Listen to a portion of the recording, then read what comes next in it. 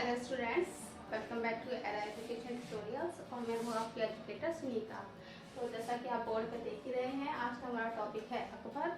तो चलिए इसी के बारे में डिटेल में जानते हैं। वैसे अकबर से आप सारे ही अवेयर होंगे, इनके नाम को सारे लोग जानते ही हैं और जो सिर्फ नाम तक जानते हैं आज अकबर के बारे में डिटेल में भी उनको पता चल जाना है। तो देखते हैं आज अकबर के बारे में। तो अकबर का जो टोटल टाइम पीरियड है वो 1556 से 1605 ईस्वी का है। और स्टूडेंट्स जो ये यहाँ पे टाइम पीरियड्स जो मैं मेंशन करती हूँ, ये उनका बर्थ से लेकर नहीं होता है, ये उनका रूलिंग टाइम होता है कि वो इतने ईयर से अपना उनका राज्याभिषेक हुआ और उतने ईयर पे उनकी मृत्यु हुई या उन्होंने रूलिंग टाइम स्पेंड किया। तो चलिए, जन्म अकबर का जन्म 15 अक्टूबर 1542 ईस्वी में अमरकोट में होता है। और ये उन दिनों की बात होती है जब इनके पिता जैसे कि हुमायूं, और हुमायूं के टाइम में उनके शत्रु कौन होते हैं? अफगान शत्रु शेर खां। जब शेर खां हुमायूं को भारत से निकाल देता है तो हुमायूं अपने आप को बचाता हुआ भारत से आगरा से पंजाब से काबुल से सिंध और वहाँ से अमरकोट पहुँचता है, जहाँ उनकी पत्नी हमीदा बानो अकबर जैसे एक रत्न को जन्म देती है। ठीक है स्टूडेंट्स, तो इतना क्लियर है। और साथ ही साथ अकबर को हिंदी साहित्य में जो अकबर का काल है उसको गोल्डन पीरियड के नाम से जाना जाता है, यानी स्वर्ण काल के नाम से। तो हिंदी साहित्य में अकबर का जो काल है उसको गोल्डन पीरियड के नाम से जाना जाता है। गोल्डन पीरियड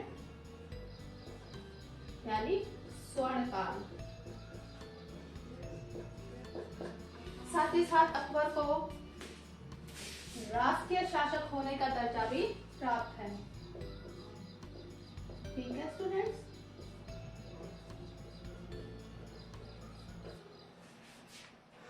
तो इतनी बात हो गई। इनके पिता हुमायूं और माता थी हमीदा बानो, और जो हमीदा बानो थी वो थी शिया मत की, और जो अकबर है वो सुन्नी मुस्लिम थे और माता थी शिया मत की।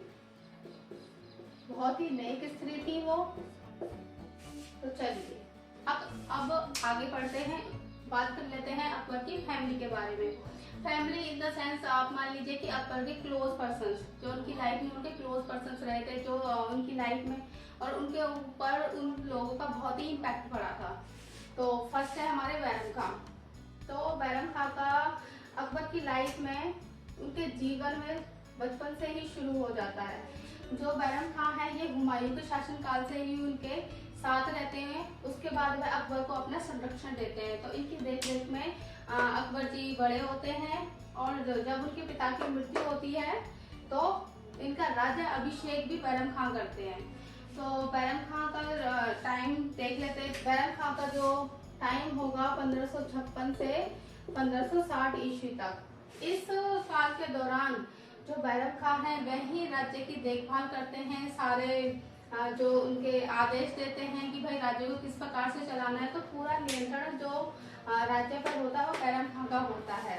तो जैसे जैसे अकबर बड़े होते हैं तो उनको लगता है कि भाई मेरा राज्य है और मैं यहाँ का राजा हूँ, तो मेरा आदेश चलना चाहिए। तो और कुछ राज्य के लोग भी होते हैं जो अकबर को बैरम खां के खिलाफ भड़का रहे होते हैं, तो जिनमें से महामंगा भी होती हैं।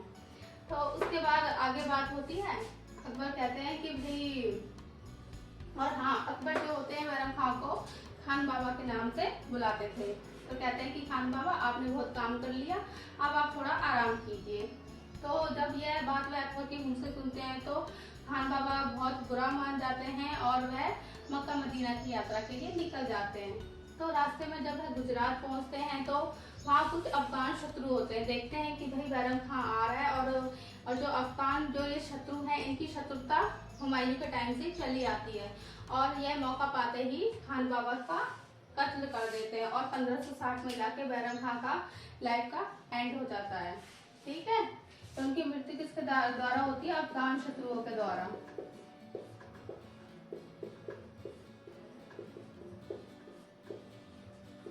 ठीक है स्टूडेंट्स, और बैरम खां की पत्नी होती है सलीमा बेगम। जब बैरम खां की मृत्यु हो जाती है तो इनकी बीवी सलीमा से अकबर ही विवाह करते हैं, वही इनको संरक्षण देते हैं और उनसे बैरम खां का पुत्र होता है रहीम और वह अकबर इनको भी अडॉप्ट करते हैं। बाद में इसी रहीम को अकबर आगे जाके खाना की उपाधि प्रदान करते हैं। तो बैरम खां का आई थिंक आपको क्लियर है। उसके बाद आती है महामंगा। महामंगा का भी अकबर के ऊपर पूरा इम्पैक्ट होता है और इसका जो यह दरबार के साथ साथ अकबर पर भी अपना पूरा नियंत्रण रखती है। और ये क्या करती है, हरम एक ऐसा प्लेस होया है कि जहाँ पर मतलब औरतों को रखा जाता था, जैसे युद्ध में जीती हुई औरतें बंदी हो गई और अकबर की रानियां वगैरह। तो हरम एक वहाँ पे एक जगह होती थी, तो हरम में भी है अपना पूरा नियंत्रण रखती थी और दरबार में भी। तो इनके जो टाइम को क्या कहा गया है, पेटीकोट सरकार, ठीक है। तो इनका पुत्र होता है आदम खां। नाम ही आदम खां है तो हरकतें भी आदम जैसी थी इसकी। तो इसने अपने टाइम में इतने सारे उल्टे सीधे काम किए थे, जिसके बावजूद भी अकबर ने सिर्फ महामंगा के कारण इसको कई बार माफ किया था। और हाँ, अकबर जो है महामंगा को बड़ी अम्मी कह के बुलाते थे। तो एक बार क्या होता है कि आदम खां है अपने आप से बेकाबू हो जाता है, इसकी दरबार में किसी के साथ ऐसी अनबन हो जाती है, गुस्से में तलवार लेकर अकबर को मारने के लिए निकल जाता है। जैसे ही अकबर पर अटैक करता है, अकबर बच जाता है और इसको क्या कहता है, छत से फेंकने का आदेश दे देता है और इसको छत से फिकवा देता है। छत से फिकवाने के बाद आदम खां की क्या होती है, मृत्यु हो जाती है। और उन्हीं दिनों महामंगा बीमार चल रही होती है और अपने बेटे की मृत्यु के 40 दिन बाद ही महामंगा की भी मृत्यु हो जाती है। तो यहाँ जाके इन दोनों का भी टाइम पीरियड समाप्त। उसके बाद इनकी लाइफ में आती है हरकाबाई। हरकाबाई या कह लीजिए जोधाबाई, कुछ बुक्स में जोधाबाई है, कुछ में हरकाबाई, ज्यादातर तो लोग जोधाबाई के नाम से इनको नॉन करते हैं। तो इनकी हरकाबाई का अकबर की लाइफ में आना कैसे हुआ इनके, और ये क्या थी, आमेर की राजकुमारी थी। इनके पिता कौन थे, हारमल। तो जब अकबर क्या होते हैं, मोइनुद्दीन चिश्ती से अकबर क्या होता है, अकबर सूफी संतों में बहुत करीब करते थे। तो वो मोइनुद्दीन चिश्ती के पास जा रहे थे उनके दर्शनों के लिए, आशीर्वाद के लिए। तभी रास्ते में राजा भारमल को पता चलता है कि अकबर आए हुए हैं। तो उन दिनों राजा भारमल को जोधपुर और जो मेवात के शासक थे ना, उन्होंने इनको बड़ा ही तंग कर रखा था। तो बेचारे भारमल जी को पता चलता है कि अकबर आ रहे हैं और रास्ते में आराम कर रहे हैं, तो चल के बात करनी चाहिए। उसके बाद ये राजा भारमल जी, इनको बिहारी मल भी कुछ बुक्स में आपको देखने को मिलेगा।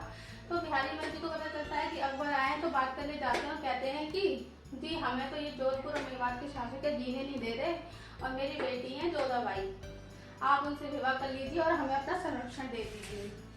तो अकबर क्या होता है, अकबर एक बुद्धिमान व्यक्ति होता है और वो पहले से अपने दादा बाप का एक्सपीरियंस भी देखा होता है। तो वो बड़ी सूझबूझ के साथ इनका वो प्रपोजल एक्सेप्ट करते हैं और 1562 ईस्वी में हरकाबाई से विवाह करते हैं। ठीक है स्टूडेंट्स, तो चलिए। और ये राजा भारमल के बेटे होते भगवान दास और भगवान दास का बेटा है मानसिंह, यानी ये भारमल का हो गया बेटा और ये हो गया पोता। जो आगे चल के मानसिंह होते हैं इनकी बुआ लगी और अकबर फूफा बन जाते हैं। ठीक है स्टूडेंट्स, तो चलिए। और हाँ जी, अकबर की शिक्षा के बारे में बात करें तो अकबर ज़्यादा पढ़े लिखे नहीं थे, वे अनपढ़ थे, उनका पढ़ाई में रुचि नहीं थी। और लेकिन उनमें एक अच्छे शासक बनने के सारे गुण थे और उसी के बल पे वह एक राष्ट्रीय शासक होने का दर्जा प्राप्त कर पाए। तो स्टूडेंट्स, अकबर की फैमिली के बारे में तो बात हो ही गई है। अब आगे अपनी स्टोरी बढ़ाते हैं और देखते हैं। तो भाई अब आगे टाइम बीतता है और हुमायूं की मृत्यु हो जाती है 1556 ईस्वी में। और मृत्यु होती है उनकी दीनपना लाइब्रेरी है, वहाँ से गिरकर मृत्यु हो जाती है। उस समय अकबर क्या होता है, कलानौर में होता है, एक युद्ध में उलझा होता है और किसके साथ होता है, खान बाबा के साथ होता है। अब हुमायूं की मृत्यु हो गई है तो मैसेज आया कि भाई हुमायूं की मृत्यु हो गई है। तो जैसे ही खान बाबा को यानी बैरम खां को वो मिलती है, उनकी सूचना मिलती है, तो वो फटाफट से क्या करते हैं, कलानौर में ही अकबर का राज्याभिषेक कर देते हैं। एक चबूतरे के ऊपर उसको बिठा देते हैं और वहीं पे उनका राज्याभिषेक कर देते हैं। और उस समय अकबर की एज 13-14 साल की होती है, मतलब अल्पायु को एक बच्चा होता है। लेकिन ये होता है ना कि भाई अगर गद्दी खाली रहनी नहीं चाहिए, तो तभी खान बाबा क्या करते हैं, अभिषेक कर देते हैं। उसी के बाद स्थिति क्या बनाती है, उसी के बाद स्थिति बनाती है बैटल ऑफ पानीपत सेकंड की। ठीक है स्टूडेंट्स, तो बैटल ऑफ पानीपत सेकंड की स्थिति बन आती है क्योंकि जो ये अफगान शत्रु है उनको पता चलता है कि भाई सिंहासन खाली हो गया, अकबर बच्चा है, चलो क्यों ना हम ही कब्जा कर ले, हमारा ही तो राज्य है। तो उससे पहले अगर हम बैटल ऑफ पानीपत यानी पानीपत के प्रथम युद्ध की बात करने से पहले हम बात करेंगे बैटल ऑफ पानीपत फर्स्ट। ठीक है स्टूडेंट्स, तो बैटल ऑफ पानीपत फर्स्ट, इसके बारे में हम बात करेंगे। अगर जिन्होंने मेरा पहला वीडियो देखा है उनको तो पता होगा पानीपत के पहले युद्ध के बारे में, अगर नहीं देखा है तो आप ये वीडियो देख लीजिएगा, आपको दोनों बैटल्स क्लियर हो जाएंगे। तो जो हमारा पानीपत का पहला युद्ध है वो किसके बीच में होता है, वो होता है बाबर और इब्राहिम लोदी के बीच। ठीक है स्टूडेंट्स, इब्राहिम लोदी के बीच। और ये कौन से वो वंश के शासक थे, लोदी वंश के। ठीक है, ये लोदी वंश का शासक था। तो पहला पानीपत का युद्ध होता है बाबर और इब्राहिम लोदी के बीच में, जिसमें बाबर हमारे जीतते हैं। और बाबर कौन है, बाबर हैं अकबर के दादाजी। तो देखिए फैमिली चार्ट चलता आ रहा है, अकबर का बेटा होता है हुमायूं और हुमायूं का बेटा हो गया अकबर। ठीक है स्टूडेंट्स, तो इन दोनों का रिलेशन क्या हो गया, दादा और पोते का। तो वो देखिए उनका किस्मत देखिए कि पहला जो युद्ध है वो दादा ने लड़ा और सेकंड की स्थिति आ गई पोते के साथ। ठीक है, और इसका तो खैर लोदी वंश का था। और जो हुमायूं और इनके जो दुश्मन हैं वो हैं अफगान शत्रु। ठीक है, क्योंकि जब हुमायूं गद्दी पर बैठता है बाबर के मरने के बाद, तो इसको सामना करना पड़ता है शेर शाह का। ठीक है, और शेर शाह की मृत्यु के बाद ये अफगान शत्रु पीछे 3 अफगान शत्रु छोड़ जाता है, आदिल शाह,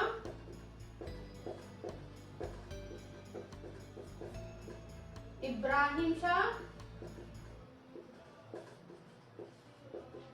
और सिकंदर शाह।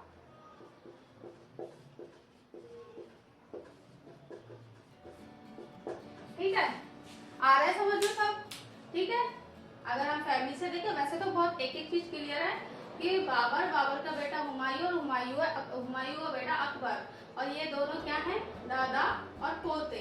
तैमूर वंशी गुण अकबर में भी है। और किस्मत देखिए कि भाई पहला जो बैटल है वो दादा ने लड़ा और सेकंड लड़ना पड़ रहा है पोते को। ठीक है, तो इनके तो ये इब्राहिम लोदी से हुआ, इसमें यहाँ बात क्लियर हो गई कि लोदी वंश के शासक इब्राहिम लोदी से हुआ था और जीत हुई थी हमारे बाबर की। उसके बाद जो हुमायूं है उसका अफगान शत्रु शेरशाह से भिड़ा होता है, जिससे कि शेरशाह जीतते हैं, लेकिन अचानक उनकी मृत्यु हो जाती है। उसके बाद के जो अफगान शत्रु बच जाते हैं आदिल शाह, इब्राहिम शाह और सिकंदर शाह। अब आप सोच रहे होंगे कि यार इतना लंबा मैम आप क्यों बता रहे हो, हमें याद नहीं रहेगा। मत करो याद, लेकिन अगर स्टोरी पता होगी सीक्वेंस से तो चीजें अपने आप दिमाग में रहेंगी। ठीक है स्टूडेंट्स, और अभी पता चलेगा मैंने ये क्यों लिखवाया। तो अब जब बैटल ऑफ पानीपत की सेकंड कंडीशन बनाई तो ये हेमू है और ये अकबर है। ठीक है, तो हेमू किसमें होता है, हेमू होता है इसके दरबार में। ठीक है, इसके दरबार में एक क्या होता है, सेनापति होता है। बहुत छोटे से स्टार्ट करता है, पहले एक मामूली सा सेनापति होता है, फिर थोड़ा और अच्छी पदवी मिलता है और बढ़ते बढ़ते क्या होता है, इनके शासन का वजीर बन जाता है। और जब युद्ध लड़ने की स्थिति आती है तो आदिल शाह के स्टेट में से हेमू ही वह युद्ध लड़ने जाता है और इतिहास में इसका नाम अमर हो जाता है। इधर इब्राहिम लोदी का अमर हो गया। जब भी हम पानीपत के फर्स्ट बैटल की बात करते हैं तो शत्रु के तौर पे इब्राहिम लोदी का नाम लिया जाता है, और इसमें जब भी हम बात करेंगे तो किसका नाम आता है, हेमू का, ना कि आदिल शाह का। लेकिन किसका वजीर था, किसकी सेना का वजीर था, किसकी सेना का, आदिल शाह का। ठीक है, तो इतनी बात हो गई। थोड़ी सी हेमू के बारे में बात कर ली जाए। हेमू क्या होता है? ये रेवाड़ी का एक मामूली सा व्यक्ति होता है, ठीक है। हेमू क्या होता है? रेवाड़ी का एक मामूली सा व्यक्ति होता है जो कि नमक बेचा करता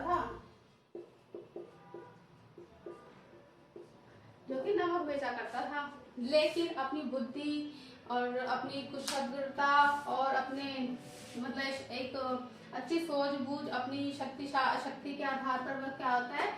वजीर बन जाता है, एक अच्छा स्थान प्राप्त कर लेता है और निकल पड़ता है पानीपत के स्थान पर अकबर से सेकंड बैटल ऑफ पानीपत करने के लिए, जिसमें जीत होती